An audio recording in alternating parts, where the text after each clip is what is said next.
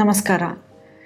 ನಮಗೆ ಹೆಚ್ಚಾಗಿ ಕ್ಲೈಂಟ್ಸ್ಗಳು ಬಂದಾಗ ಕೇಳೋದು, ನನ್ನ ಈಟಿಂಗ್ ಹ್ಯಾಬಿಟ್ಗಳನ್ನು ನಾನು ಚೇಂಜ್ ಮಾಡಬೇಕಾ, ನಾನು ಹೊಸದಾಗಿರೋದು ಏನೋ ಒಂದು ಹೊಸದನ್ನು ಸೇರಿಸ್ಕೋಬೇಕಾ ಡಯಟಲ್ಲಿ, ಅಂದರೆ ನನಗೆ ಓಟ್ಸ್ ಅಭ್ಯಾಸ ಇಲ್ಲ, ನಾನು ಓಟ್ಸ್ ತಿನ್ನೋಕ್ಕೆ ಶುರು ಮಾಡಬೇಕಾ ಅಥವಾ ಕೀನ್ವಾ ತಿನ್ನೋಕ್ಕೆ ಶುರು ಮಾಡಬೇಕಾ, ಈ ಥರ ಪ್ರಶ್ನೆಗಳು ನಂಗೆ ಯಾವಾಗಲೂ ಕೇಳ್ತಾರೆ. ಯಾಕೆಂತಂದರೆ ಇನ್ನೊಂದು ಥರದಲ್ಲಿ ಕೇಳ್ತಾರೆ. ಹೆಂಗೆ ಅಂತಂದರೆ, ನೀವೇನು ಹೊಸದಾಗಿರೋದು ಕೊಡಲ್ಲ ತಾನೇ, ಏನು ಮಾಮೂಲಿ ನಾವೇನು ತಿಂತೀವಿ ಅದನ್ನೇ ಕೊಟ್ಕೊಂಡು ಡಯಟ್ ಮಾಡೋಕ್ಕೆ ಸಾಧ್ಯ ಇದೆಯಾ, ಯಾಕೆಂತಂದರೆ ನನಗೇನೋ ಹೊಸದನ್ನು ನಾನು ಟ್ರೈ ಮಾಡೋಕ್ಕೆ ರೆಡಿ ಇಲ್ಲ. ಈ ಥರಗಳ ಪ್ರಶ್ನೆಗಳೆಲ್ಲ ನನಗೆ ಯಾವಾಗಲೂ ಕೇಳಿಸ್ತಾ ಇರ್ತೀನಿ ನಾನು. ಅವಾಗ ನಾನು ಹೇಳ್ತೀನಿ, ಖಂಡಿತವಾಗ್ಲೂ ಇಲ್ಲ, ನೀವೇನೋ ಹೊಸದಾಗಿ ಮಾಡಬೇಕು ಅಥವಾ ಹೊಸ ಆಹಾರ ಕ್ರಮಗಳನ್ನು ನೀವು ಅಳವಡಿಸ್ಕೋಬೇಕು, ಖಂಡಿತವಾಗ್ಲೂ ಆ ಥರ ಏನೂ ಇಲ್ಲ. ನಮ್ಮ ಮನೇಲಿ ನಾವು ಏನು ಮಾಡ್ತಾ ಇದ್ದೀವಿ ಅದನ್ನು ಅರ್ಥ ಮಾಡಿಕೊಂಡು ಅದಕ್ಕೆ ಸರಿಯಾಗಿ ನಾವು ಆಹಾರ ಕ್ರಮಗಳನ್ನು ರೂಪಿಸ್ಬೇಕಾಗಿರೋಂಥದ್ದು. ಸೊ ನಾವು ನ್ಯೂಟ್ರಿಷನಲ್ಲಿ ಯಾವಾಗಲೂ ಅದನ್ನೇ ಹೇಳೋದು, ಸಸ್ಟೈನೇಬಲ್ ಆಗಿರಬೇಕು. ಯಾವುದೇ ಡಯಟ್ ಆದ್ರೂ ಸಸ್ಟೈನೇಬಲ್ ಅಂತಂದರೆ ಕಂಟಿನ್ಯೂಸ್ ಆಗಿ ಮಾಡೋಕ್ಕೆ ಸಾಧ್ಯ ಆಗಬೇಕು. ಕೇವಲ ಈಗ ಮಾಡೋಕ್ಕೆ ಶುರು ಮಾಡಿದ್ರೆ 1 ತಿಂಗಳು ಮಾಡೋದು, 2 ತಿಂಗಳು ಮಾಡೋದು, ಆಮೇಲೆ ಅದನ್ನು ಬಿಟ್ಬಿಡಂಗೆ ಇರಬಾರ್ದು. ಯಾಕೆಂತಂದರೆ ಅದು ನೀವು ಖುಷಿಯಿಂದ ಮಾಡೋ ಥರ ಇರಬೇಕು. ಪ್ಲಸ್ ಆಲ್ರೆಡಿ ನೀವು ಮಾಡ್ತಿರೋಂಥದ್ದು ಅಂತಾದರೆ ಅದು ನಿಮ್ಗೆ ಏನೋ ಒಂದು ಔಟ್ ಆಫ್ ದ ಬಾಕ್ಸ್ ಅಂತ ಅನ್ಸಲ್ಲ, ಖುಷಿಯಿಂದ ಮಾಡ್ತಾ ಹೋಗ್ತೀರಾ. ಫಾರ್ ಎಕ್ಸಾಂಪಲ್, ಈಗ ನೀವು ಬೆಳಗಿನ ತಿಂಡಿಗೆ ದೋಸೆ, ಇಡ್ಲಿ ಆ ಥರ ತಿಂತಿದ್ರೆ, ರೊಟ್ಟಿ ತಿಂತಿದ್ರೆ, ನಾವು ಅದನ್ನೇ ಕಂಟಿನ್ಯೂ ಮಾಡಿ ಅಂತ ಹೇಳ್ತೀವಿ. ಏನೋ ಒಂದು ಅದನ್ನು ಬಿಟ್ಟು, ಇಲ್ಲ ನೀವು ಒಂದು ಶೇಕ್ ಕುಡೀರಿ ಅಥವಾ ಸ್ಮೂದಿ ಮಾಡಿಕೊಂಡು ಜ್ಯೂಸ್ ಕುಡೀರಿ ಅಂತ ಆ ಥರ ನಾವು ಚೇಂಜ್ಗಳನ್ನ ಮಾಡಕ್ಕೆ ಹೋಗಲ್ಲ, ಡ್ರಾಸ್ಟಿಕ್ ಚೇಂಜ್ ಮಾಡಲ್ಲ. ಯಾಕೆಂತಂದ್ರೆ ರಿಕ್ವೈರ್ಮೆಂಟ್ ಇಲ್ಲ. ಒಂದು ಬಾಡಿಗೆ ಆಹಾರ ಹೆಂಗಿರ್ಬೇಕು ಅಂತಂದ್ರೆ, ನೀವು ಮೊದಲಿಂದ ಏನು ತಿನ್ಕೊಂಡ್ ಬಂದಿದ್ದೀರಾ, ಜೆನೆಟಿಕಲಿ ಏನು ನಿಮ್ಮ ಬಾಡಿಗೆ ಸೂಟ್ ಆಗುತ್ತೆ, ಕಲ್ಚರಲಿ ಏನು ನಿಮ್ಮ ಪ್ರಿಫರೆನ್ಸಸ್, ಇದನ್ನ ಅರ್ಥ ಮಾಡಿಕೊಂಡು ನಾವು ಆಹಾರನ ಸ್ವೀಕರಿಸಬೇಕಾಗಿದೆ.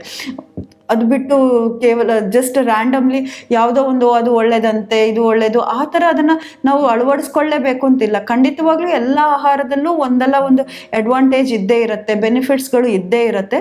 ಬಟ್ ಆ ಬೆನಿಫಿಟ್ಸ್ ಇದೆ ಅಂತ ಹೇಳ್ಬಿಟ್ಟು ನಾವು ಎಲ್ಲ ಆಹಾರನ ಸ್ವೀಕರಿಸಬೇಕು ಅಂತ ಇಲ್ಲ.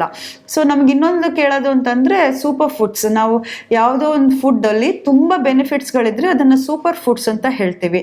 ಅದನ್ನು ಪ್ರತಿನಿತ್ಯ ನಾವು ಸೇವಿಸಿದಾಗ ನಮ್ಮ ಆರೋಗ್ಯಕ್ಕೆ ಒಳ್ಳೆಯ ಇಫೆಕ್ಟ್ ಇರುತ್ತೆ. ಈಗ ಉದಾಹರಣೆಗೆ ಹೇಳೋದಂತಾದ್ರೆ, ನಾವು ಬಳಸೋ ಎಲ್ಲ ಸಾಂಬಾರು ಪದಾರ್ಥಗಳನ್ನು ನಾವು ಸೂಪರ್ ಫುಡ್ಸ್ ಅಂತ ಕರೀತೇವೆ. ಈಗ ನಮ್ಮ ಜೀರಿಗೆ ಇರ್ಬೋದು, ಧನಿಯಾ, ಮೆಂತೆ, ಅವುಗಳನ್ನೆಲ್ಲ ಸೂಪರ್ ಫುಡ್ಸ್ ಅಂತ ನಾವು ಕರಿತೀವಿ. ಅದಲ್ಲದೆ ಒಂದಿಷ್ಟು ನಾವು ಬಳಸದೇ ಇರೋಂಥದ್ದು, ಅಂದರೆ ನಾವು ಬೇರೆ ದೇಶಗಳಿಂದಾಗಿ ದೇಶದಲ್ಲಿ ಬಳಸೋದನ್ನು ನೋಡಿಕೊಂಡು ನಾವು ಅದನ್ನು ಯೂಸ್ ಮಾಡ್ತಾ ಇರ್ಬೋದು, ಅಥವಾ ನಮ್ಮಲ್ಲೇ ನಾವು ತುಂಬ ಬಿಟ್ಕೊಂಡಿದ್ದೀವಿ ಅಂತಹ ಪದಾರ್ಥಗಳು ಇರ್ಬೋದು. ಅವುಗಳೆಲ್ಲನೂ ಸೂಪರ್ ಫುಡ್ಸ್ಗಳೇ ಆಗಿರುತ್ತೆ.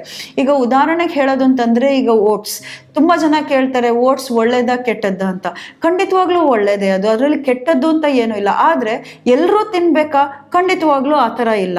ನಿಮಗದು ತಿನ್ನಕ್ಕೆ ಇಷ್ಟ ಇದೆಯಾ, ನೀವು ತಿನ್ಬೋದು. ನಾವು ಯಾವಾಗಲೂ ಹಾಗೆ ಹೇಳೋದು, ಯಾರೇ ಬಂದ್ರೂ ನೀವು ಇದನ್ನು ತಿನ್ನಲೇಬೇಕು ಅಂತ ನಾವು ಒತ್ತಾಯ ಮಾಡಲ್ಲ. ಈಗ ನಿಮ್ಮ ಪ್ರಿಫರೆನ್ಸ್ ಏನು, ಆ ಪ್ರಿಫರೆನ್ಸಿಗೆ ಸರಿಯಾಗಿ ನಾವು ಆಹಾರ ಕೊಡ್ತಾ ಹೋಗೋದು.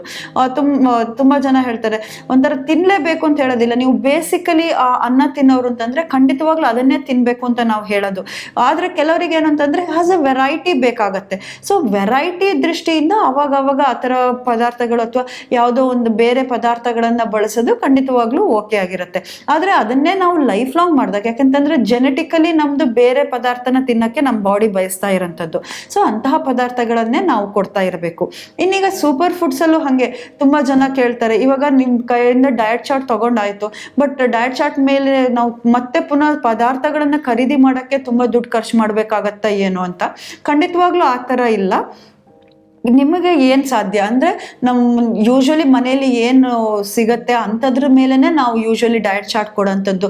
ಏನೋ ಎಕ್ಸಾಟಿಕ್, ಯಾವಾಗಲೂ ಅದನ್ನು ಹಂಗೆ ನಾವು ಎಕ್ಸಾಟಿಕ್ ಅಂತ ಹೇಳ್ತೀವಿ, ಏನೋ ತುಂಬ ವೆರೈಟಿ, ತುಂಬ ಕಾಸ್ಟ್ಲಿ ಪದಾರ್ಥಗಳನ್ನು ತಿಂದರೆ ಮಾತ್ರ ನಮ್ಮ ಆರೋಗ್ಯನ ಕಾಪಾಡ್ಕೊಳ್ಳೋದು ಅಂತ ಖಂಡಿತವಾಗ್ಲೂ ಇಲ್ಲ. ನಮ್ಮದು ಮಾಮೂಲಿ ನಮ್ಮ ಅಡುಗೆ ಮನೇಲಿರೋಂತಹ ಜೀರಿಗೆ, ಮೆಂತೆ, ಬೆಳ್ಳುಳ್ಳಿ, ಈರುಳ್ಳಿ, ಇವುಗಳೆಲ್ಲ ನಮ್ಮ ಆರೋಗ್ಯನ ಚೆನ್ನಾಗಿ ಇಟ್ಕೊಳ್ಳೋಕೆ ಸಾಧ್ಯ ಇದೆ. ಒಂದು ಪರ್ಟಿಕ್ಯುಲರ್ ಈಗ ನಟ್ಸ್ ಅಂತ ತಗೊಂಡು, ಈಗ ನಮ್ದು ಶೇಂಗಾ ಇರ್ಬೋದು ಅಥವಾ ಸೂರ್ಯಕಾಂತಿ ಬೀಜ ಇರ್ಬೋದು, ಇವುಗಳಿಂದಲೂ ನಮ್ಮ ಆರೋಗ್ಯನ ನಾವು ಕಾಪಾಡ್ಕೋಬಹುದು. ಫುಲ್ ಎಕ್ಸಾಟಿಕ್ ಆಗಿರೋಂತಹ ನಟ್ಸ್ಗಳನ್ನೇ ತಿನ್ಬೇಕು ಅಂತ ಖಂಡಿತವಾಗ್ಲೂ ಇಲ್ಲ. ಆದ್ರೆ ಒಂದು ಪ್ಯಾಟರ್ನ್ ಅಲ್ಲಿ ತಿನ್ನೋದು ತುಂಬಾ ಮುಖ್ಯ ಆಗಿರುತ್ತೆ. ಈ ಸೂಪರ್ ಫುಡ್ಸ್ ನಮ್ಮ ಬಾಡಿ ಮೇಲೆ ಕೆಲಸ ಮಾಡ್ಬೇಕು ಅಂತಂದ್ರೆ ಒಂದು ಪ್ಯಾಟರ್ನ್ ಅಲ್ಲಿ ತಿನ್ಬೇಕು. ಅದಕ್ಕೆ ತುಂಬಾ ಒಳ್ಳೆ ಶಕ್ತಿಗಳಿದ್ರೆ, ಎಲ್ಲ ಆಹಾರಕ್ಕೂ ಒಳ್ಳೆ ಬೆನಿಫಿಟ್ಸ್ ಕೊಡೋಂತಹ ಶಕ್ತಿ ಇರುತ್ತೆ. ಆದ್ರೆ ಅದು ನಮ್ಮ ದೇಹಕ್ಕೆ ಚೆನ್ನಾಗಿ ಒಗ್ಬೇಕು ಅಂತಂದ್ರೆ ಯಾವುದೋ ಒಂದು ಪ್ಯಾಟರ್ನ್ ಅಲ್ಲಿ ನಾವು ತಿನ್ಬೇಕು. ಬಳಸಬೇಕು. ಸೊ ಈ ಸೂಪರ್ ಫುಡ್ಸ್ ತುಂಬಾ ಸಲ ಹಂಗೆ ಆಗುತ್ತೆ, ಎಲ್ರಿಗೂ ಗೊತ್ತಿರೋಂಥದ್ದು. ಈಗ ನೆಲ್ಲಿಕಾಯಿ ಒಳ್ಳೇದು, ಜೀರಿಗೆ ಒಳ್ಳೇದು, ಕೊತ್ತಂಬರಿ ಒಳ್ಳೇದು, ಮೆಂತೆ ಒಳ್ಳೇದು ಅಂತ. ಆದ್ರೆ ಯಾವ ಪ್ಯಾಟರ್ನ್ ಅಲ್ಲಿ ತಗೋಬೇಕು, ಎಷ್ಟು ತಗೋಬೇಕು, ಯಾವಾಗ ತಗೋಬೇಕು, ಅದು ಪ್ರಕೃತಿ ಮೇಲೆ ಡಿಸೈಡ್ ಆಗಂಥದ್ದು. ಅಂದ್ರೆ ಆ ಬಾಡಿ ಹೆಂಗ್ ವರ್ಕ್ ಆಗ್ತಾ ಇದೆ, ಆ body over all blood reports ಹೆಂಗಿದೆ, ಅವುಗಳನ್ನೆಲ್ಲ ಗಮನಿಸ್ಕೊಂಡು ನಾವು ಹೇಳಂಥದ್ದು. ಓಕೆ, ನೀವು ಜೀರಿಗೆನ ಇಷ್ಟು ಹೊತ್ತಿಗೆ ತಗೊಂಡ್ರೆ ನಿಮ್ಗೆ ಜಾಸ್ತಿ ಲಾಭ ಸಿಗತ್ತೆ, ಅಥವಾ ನೀವು ಶುಂಠಿನ ಈ ಮಾಧ್ಯಮದ ಮುಖಾಂತರ ತಗೋಬೇಕು, ಮಜ್ಜಿಗೆ ಜೊತೆಲಿ ತಗೋಬೇಕಾ, ಅಥವಾ ಇನ್ ಬಿಟ್ವೀನ್ ಊಟದ ಜೊತೆಗೆ ತಗೋಬೇಕಾ, ಊಟದ ಮೊದಲು ತಗೋಬೇಕಾ, ಇದೆಲ್ಲ ಬಾಡಿ ಪ್ರಕೃತಿ ಮೇಲೆ ಡಿಪೆಂಡ್ ಆಗೋಂಥದ್ದು. ಆ ಬಾಡಿ ಹೇಗೆ ಡೈಜೆಸ್ಟ್ ಆಗುತ್ತೆ ಇದನ್ನೆಲ್ಲ ಗಮನಿಸ್ಕೊಂಡು ಡಿಸೈಡ್ ಮಾಡೋಂಥದ್ದು. ಸೊ ಸೂಪರ್ ಫುಡ್ಸ್ ಅಂತ ಇದನ್ನೆಲ್ಲ ನಾವು ಸೂಪರ್ ಫುಡ್ಸ್ ಯೂಶಲಿ ನಮ್ಮ ಭಾರತೀಯರ ಆಹಾರ ಕ್ರಮದಲ್ಲಿ ಹೆಂಗೆ ಅಂತಂದ್ರೆ ತುಂಬ ಸೂಪರ್ ಫುಡ್ಸ್, ನಾವು ತುಂಬ ಸಾಂಬಾರು ಪದಾರ್ಥಗಳನ್ನು ಬಳಸ್ತೀವಿ. ಸೊ ಅವುಗಳೆಲ್ಲನೂ ಒಂದು ಒಳ್ಳೆಯ ಬೆನಿಫಿಟ್ಸ್ ಖಂಡಿತವಾಗ್ಲೂ ನಮ್ಮ ಬಾಡಿಯಲ್ಲಿ ಇದ್ದೇ ಇರುತ್ತೆ. ತುಂಬ ಅರಿಶಿನ, ನಾವು ದಿನನಿತ್ಯ ಅರಿಶಿನ ಬಳಸೋಂಥದ್ದು. ಅರಿಶಿನಕ್ಕೆ ಆಂಟಿ ಇನ್ಫ್ಲಮೇಟರಿ ಪ್ರಾಪರ್ಟಿ ಇದೆ ಅಂತ ನಾವು ಹೇಳ್ತೀವಿ. ಆದರೆ ಈ ಅರಿಶಿನ ನಾವು ಮಾಮೂಲಿ ಏನು ಉಪಯೋಗಿಸ್ತೀವಿ ಅದು ನಮ್ಮ ಡೈಲಿ ಮೇಂಟೆನೆನ್ಸ್ ಡೋಸಿಗೆ ಆಗಿರುತ್ತೆ. ನಮ್ಮ ಬಾಡಿ ಓವರ್ ಆಲ್ ಮೇಂಟೈನ್ ಮಾಡ್ಕೊಂಡು ಹೋಗಕ್ಕೆ ಏನು ಬೇಕು ಅವುಗಳಿಗೆಲ್ಲ ಇದು ಸಾಕಾಗಿರುತ್ತೆ. ಆದರೆ ನೀವು ಯಾವುದೋ ಒಂದು ಸಂದರ್ಭದಲ್ಲಿ ಕಾಯಿಲೆ ಬಿದ್ದಾಗ ಅಥವಾ ಇನ್ನೇನೋ ಏರುಪೇರು ಆದಾಗ ಇಂಥ ಪದಾರ್ಥಗಳು ಜಾಸ್ತಿ ಕ್ವಾಂಟಿಟಿಯಲ್ಲಿ ನಾವು ತಗೋಬೇಕಾಗತ್ತೆ. ಸೊ ಈ ಜಾಸ್ತಿ ಕ್ವಾಂಟಿಟಿ ಎಷ್ಟು ಬೇಕು ಅಂತ ಹೇಳೋದನ್ನ ನಾವು ಡಿಸೈಡ್ ಮಾಡೋಂಥದ್ದು. ಸೊ ಅಂತಹ ಸಂದರ್ಭಗಳಲ್ಲಿ ನ್ಯೂಟ್ರಿಷನಿಸ್ಟ್ಗಳ ಹೆಲ್ಪ್ ಬೇಕಾಗಿರೋಂಥದ್ದು. ಒಂದು ಆರೋಗ್ಯವಾಗಿರ್ಬೇಕಾದ್ರೆ ಖಂಡಿತವಾಗ್ಲೂ ನಾವು ಮಾಮೂಲಿ ಏನು ಅಡುಗೆ ಮಾಡ್ತೀವಿ, ನಾವು ಏನು ಸಾಂಬಾರು ಪದಾರ್ಥಗಳನ್ನು ಬಳಸ್ತೀವಿ ಅದನ್ನ ಖಂಡಿತವಾಗ್ಲೂ ಅದೇ ಥರದಲ್ಲಿ ನಾವು ಕಂಟಿನ್ಯೂ ಮಾಡ್ಕೊಂಡು ಹೋಗ್ಬೋದು.